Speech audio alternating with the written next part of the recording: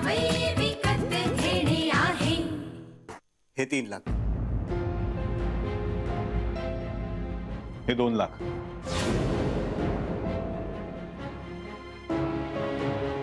ठीक आहे म्हणजे 16 लाख तरी अजून उरतातच ना। बाकीचे पैसे कुठे आहेत? ते पण आहे।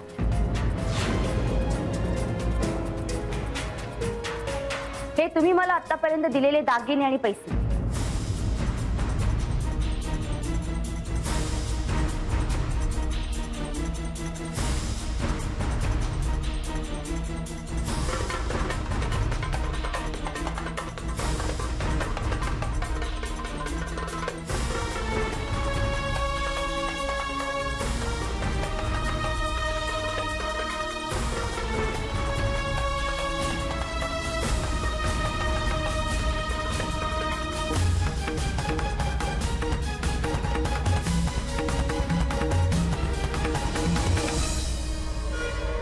आता ह्याची किंमत काय असेल हे तुम्हाला मी वेगळं सांगायला नको, नाही का?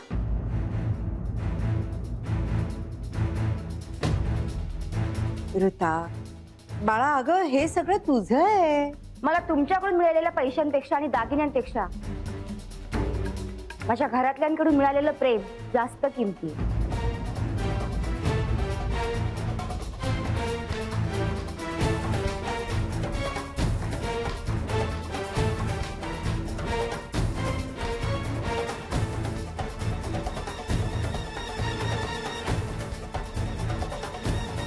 वीणाताई, मला आता वाटतं की आम्ही तुमचं सगळं कर्ज फेडलेलं आहे।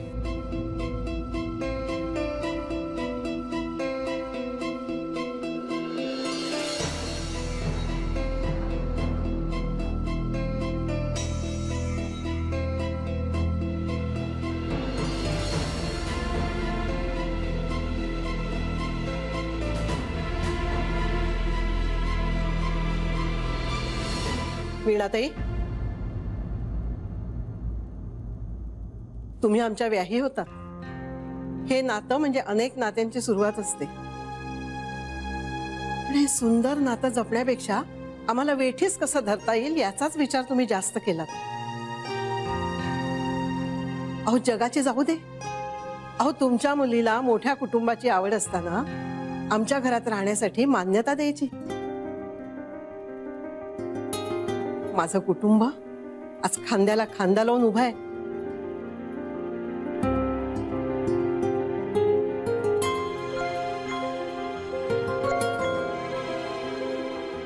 तुमच्या ऋणातून आम्ही मुक्त झालोय। हे नात्यांचे बंध आपल्यात कधीच निर्माण झाले नाही आणि यापुढेही होतील असं नाही मला वाटत।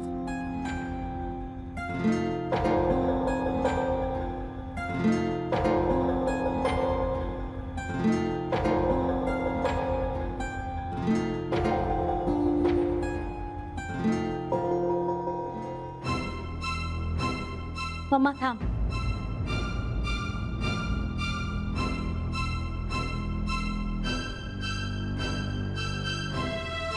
अजून एक गोष्ट,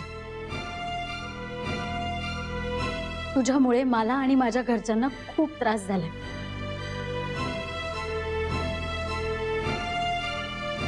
गेल्या वर्षभरात एकही क्षण सुखाचा किंवा तुझ्या भीतीशिवाय कोणाचाही गेला नाही।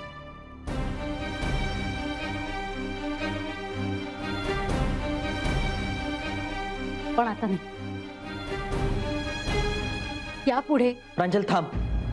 काय प्लीज, मला बोलू दे प्लीज, मला अडवू नकोस।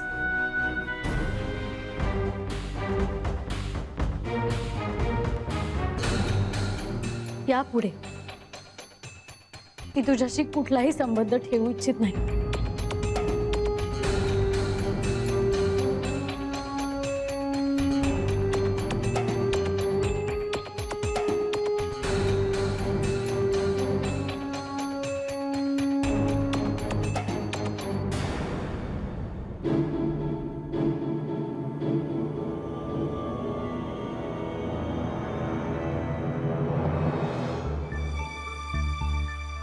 प्रांजल अगं मामा प्लीज, मला खरंच तुझ्याशी बोलायचं नाही.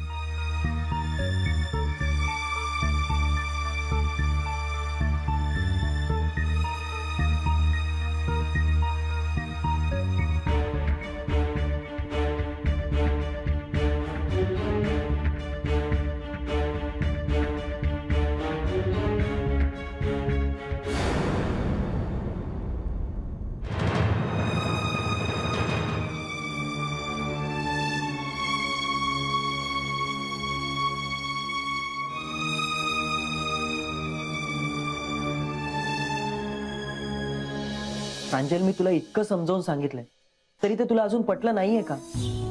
हे बघ, तू हे जे काही केलंस ना ते चांगलं नाही केलंस. राया, पण ती जे काय वागली ते चांगलं होतं का मग? हे बघ, त्या चुकीचं वागल्या म्हणून आपणही तसंच वागायला पाहिजे का? मला एक गोष्ट मनापासून सांग, तू हा निर्णय पूर्णपणे मनापासून घेतलायस? नाही ना? अजूनही तुझ्या मनात त्यांच्याविषयी काहीतरी वाटतंय. मी समजू शकतो. अगं, त्या आई आहेत तुझ्या. त्यांनी तुला जन्म दिलाय. जगासमोर ताठ मानेने उभं राहायला त्यांनी तुला शिकवलं. पण आता तीच मान शर्मेने खाली घालायला लागते रे मला.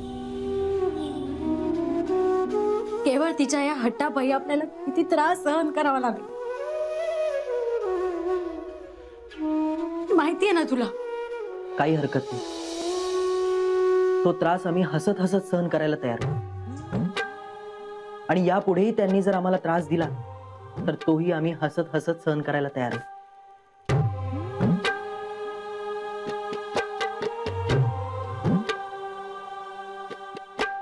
नाही नाही, पण मला हे पटणार नाही. ठीक आहे, मला एक गोष्ट खरं खरं सांग, त्यांना असं दुःख देऊन तू सुखी राहू शकणार आहेस?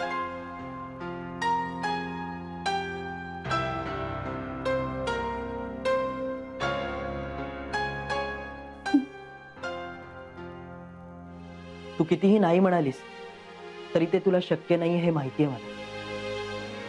जर तू हा निर्णय मनापासून घेतला असता ना तर तुझ्या डोळ्यात असं पाणी आलंच नसतं. मला माहितीये आपल्या घरच्यांसाठी तू त्यांच्याशी नातं तोडायला तयार झाली, पण खरं सांगू, आपल्या घरच्यांनाही हे अजिबात पटणार नाही. प्रांजल, अगं, नाती तोडणं खूप सोपं असतं, पण ती पुन्हा जोडणं फार अवघड असतं. तू पुन्हा एकदा विचार कर. नको करूस असं. हे बघ, पुढे जे काही होईल त्याला आपण सगळेच सामोरे जाऊया. अगं, वाईटातूनच नेहमी चांगलं होत असतं. आता बघ ना, ऋता वहिनीला आपल्या घरातल्या सगळ्यांच्या प्रेमाची किंमत कळली, त्यामुळे आपण आणखीन जवळ आलो. हे काही कमी आहे का? मला असं वाटतंय की मी आता जेवढं पण तुला सांगितलंय ते तुला नक्की पटलेलं असणार. प्रांजल, अगं, नाती ही जपण्यासाठी असतात, अशी पटकन विसरून जाण्यासाठी नसतात. खरं आहे. मला पण खरं तर आता काही बोलू नकोस. तुला काय बोलायचंय ना ते कळलंय मला. आता वेळ वाया जाण्याच्या आधी तू त्यांची माफी माग. बघूया त्यामुळे त्यांच्यात काही फरक पडतोय का. अगं, हसतेस काय? माणसाने नेहमी आशावादी असावं. चल, पटकन आता डोळे पुस आणि बाहेर चल.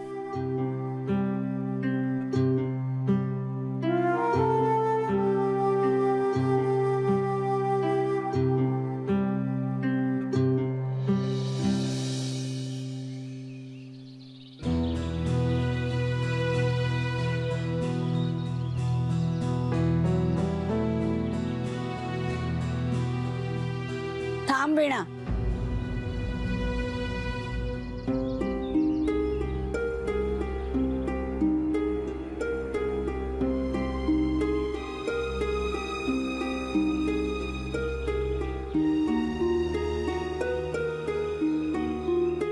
काय मिळवलंस ग वीणा तू? सोन्यासारखी माणसं तर कायमची गमावून बसलीस, पण पोटची पोर ती सुद्धा कायमची तुझ्यापासून दूर गेली. हेच हवं होतं का तुला? एक शब्दही बोलू नकोस. मला सुद्धा आता वाटायला लागले की माझं तुझ्याशी असलेलं नातं संपून टाकावं. पण मी जे काही करत होते ते प्रांजलच्या सुखासाठीच करत होते ना ग. वीणा, आता तरी तुझं हे बोलणं बंद कर. अरे आपल्या मुलीचं सुख कशात आहे हेच तुला कधी कळलेलं नाही. तिला जसं सासर हवं होतं ना तसंच मिळालं. आणि खरं तर हीच तिच्यासाठी सगळ्यात आनंदाची गोष्ट होती.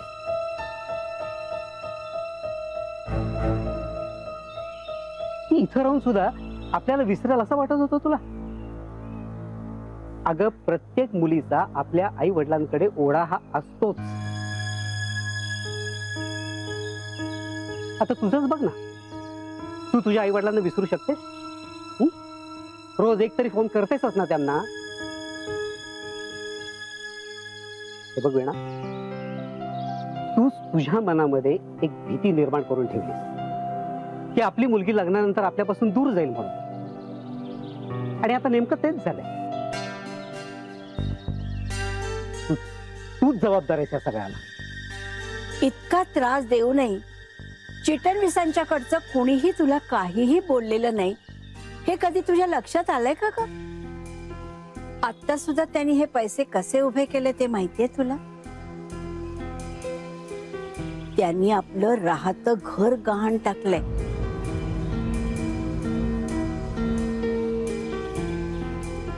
हे बघ वीणा, तुला आत्ता पैशाचा माज चढला असेल. आपणही ती गरिबी पाहिलीये हे विसरलीस का ग तू? तू त्यांच्या पुढे इतकी संकट उभी केलीस पण ती माणसं डगमगून गेली नाही की तुझ्यामुळे त्रास होतोय म्हणून त्यांनी प्रांजललाही बाहेर काढलं नाही. हो, प्रांजलमुळे जर असं होत असतं ना तर तिला घरात ठेवून त्यांनी इतक्या संकटांना आमंत्रण दिलं नसतं. पण त्यांनी तसं केलं नाही कारण ती नाती जपणारी माणसं आहेत. सगळं विसरून तू त्यांच्याशी बोल. ती माणसं तुला कधीही दुखावणार नाहीत. होय वीणा, खरंच ती माणसं खूप चांगल्या मनाची आहेत. झालं गेलं सगळं विसरून जाऊ आणि एका नव्या आयुष्याला सुरुवात करूयात आपण. तुम्ही अगदी बरोबर बोलला. मला मला माझी चूक कळली. मला मान्य आहे की जे काही झालं ते सगळं माझ्यामुळेच झालंय. हे इथे नाही, हे सगळं आज जाऊन बोल. मन मोकळं कर त्यांच्यापाशी.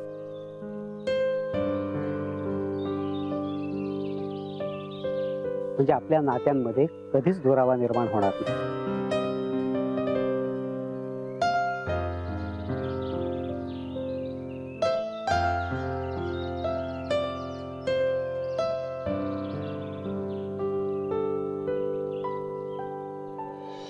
प्रांजल, प्रांजल, अम्मा.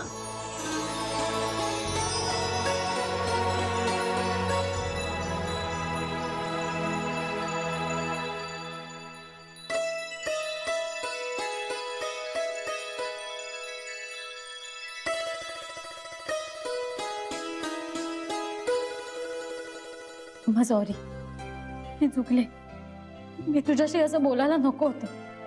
नाही, जे काही झालं ना त्या सगळ्याला मी जबाबदार.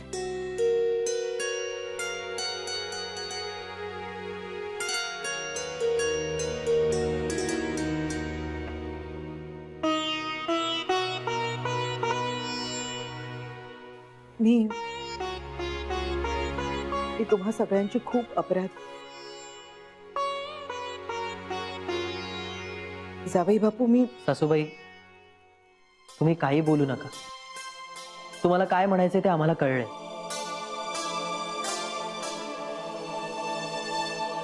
मला तुम्हा सगळ्यांची माफी मागायची. मला माफ कराल ना? प्रांजल, रायात, तुम्ही दोघे मला माफ कराल ना? सासूबाई, अहो, मोठ्यांनी लहानांची माफी मागायची नसते. उलट त्यांना आशीर्वाद द्यायचे असतात आणि त्यांच्या सगळ्या चुका आपल्या पदरात घ्यायच्या असतात.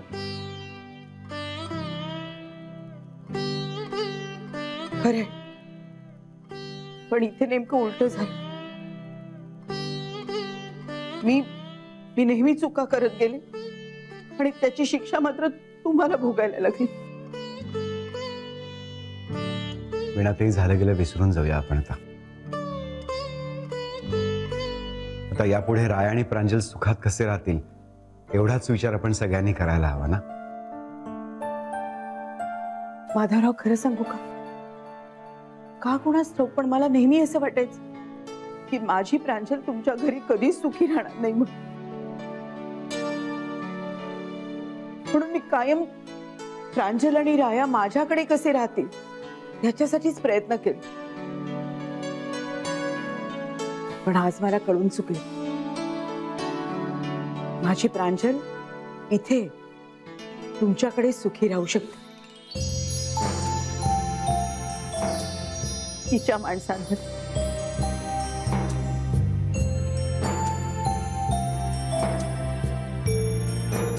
आणि कालिंदीताई,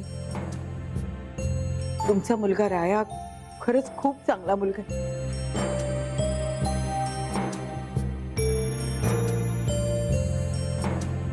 आता मला खात्री वाटते की हे दोघं इथे राहून सुद्धा आमची काळजी घेतील.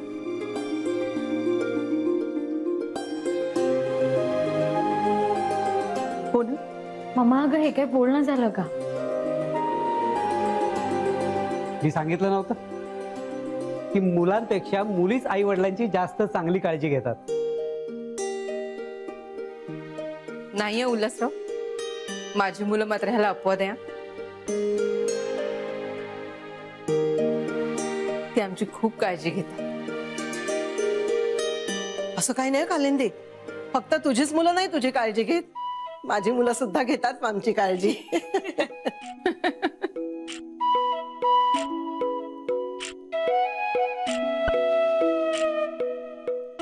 बघितलंस वीणा, असं हसतं खेळतं घर तू विस्कटायला निघाली होतीस.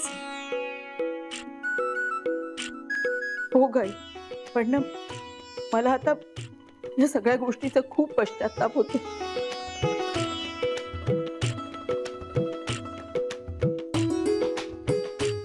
मला माफ करा असं तर मी म्हणू शकत नाही, पण शक्य असेल तर माझ्याशी संबंध तोडू नका. अहो कसं शक्य आहे ते? काय ग प्रांजल?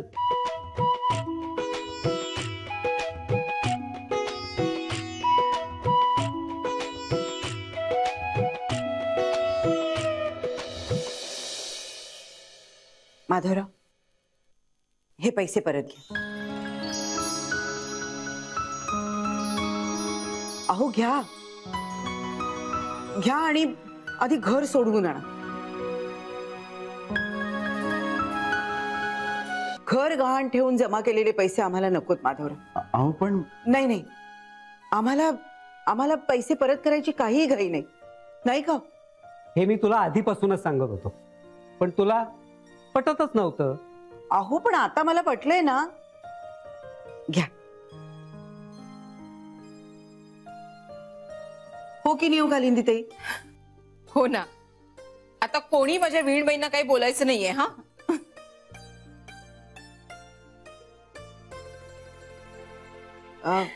मी माझ्या लेकीला अधूनमधून भेटायला इथे आले तर चालेल ना?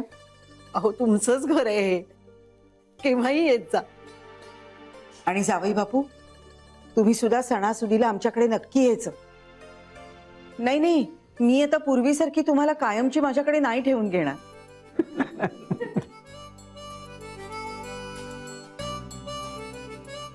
अम्मा नमस्कार करतो. सुखात राहा. चला येते मी. आणि काही चूक झाली असेल तर मला माफ करा. मम्मा किती वेळा तेच बोलशील? अगं पण चूक झाली तर ती कबूल नको का करायला? असं कसं येते.